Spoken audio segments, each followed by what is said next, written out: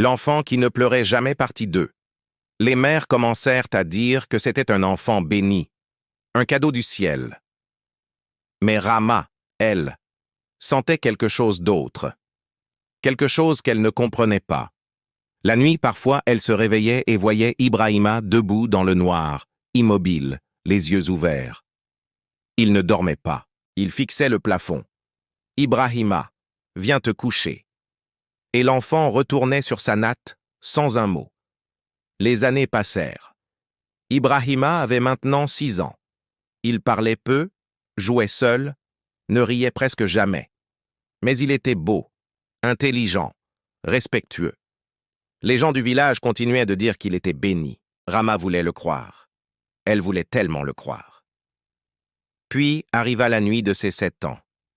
Rama prépara un petit repas, du thieboudienne, des beignets. Moussa était parti au marché de Saint-Louis. Elle était seule avec Ibrahima. Ce soir-là, après le dîner, l'enfant la regarda différemment. « Maman, je dois te dire quelque chose. » Rama sentit son cœur se serrer. « Oui, mon fils. » Il s'approcha, ses yeux noirs brillaient dans la lumière de la lampe à pétrole. « Je ne suis pas comme les autres enfants. »« Je sais, mon fils, mais tu es spécial, tu es... » « Non, maman, je ne suis pas humain. » Le sang de Rama se glaça.